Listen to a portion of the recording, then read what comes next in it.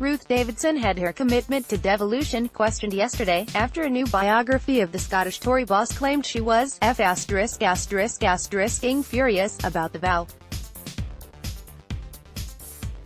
The promise to deliver new powers to the Scottish Parliament if Scots backed a no vote in the 2014 referendum on independence was supported by David Cameron, Nick Clegg, and Ed Miliband, and was printed on the front page of a national newspaper on September 16, just 2 days before the voters went to the polls. Andrew Liddle, the former journalist turned Labour press officer, who has written the new biography, said Davidson thought that the pledge was unnecessary and would hand the initiative to the SNP after the vote.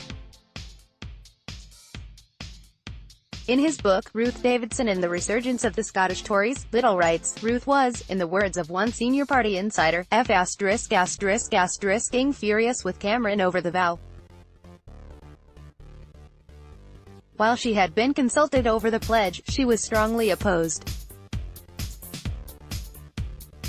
The Scottish Tory leader, rightly, argued that the vow would play right into the nationalist narrative. SNP leaders would be able to suggest that they did not lose on the question of independence, but rather the vote was one about more powers. Liddle adds, one senior insider, who was with Ruth when the vow was being discussed, said, it was the only time she got angry during the campaign. She felt that this would allow the SNP narrative to get going again. There were some interesting scenes in the Better Together office. The vow has become a totemic issue for many on the pro-independence side, with some firmly believing it was the promise of new powers for Holyrood that helped No grab their 55% to 45% victory. However, a survey of more than 4,500 people in 2015 by Edinburgh and Essex universities revealed that just 3.4% of No voters said the offer of more powers was the main motivation for their decision.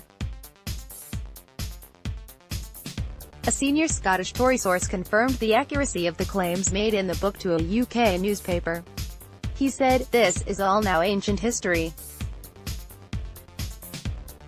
But given what happened after the referendum, history might conclude Ruth had a point. Scottish Labour leader Richard Leonard called it a shocking revelation, which blows apart Ruth Davidson's claims to be a different type of Tory.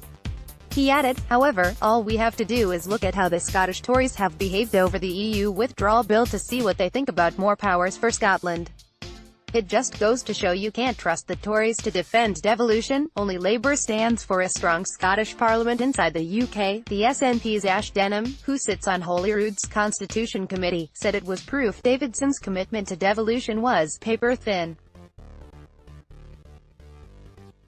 Denham commented, every statement Ruth Davidson makes on the powers of the Scottish Parliament is entirely about short-term political calculation and nothing to do with any sincerely held beliefs. It's almost as if there are several Ruth Davidsons roaming around out there, each acting under orders from Westminster to tell people in their immediate vicinity what they think they want to hear.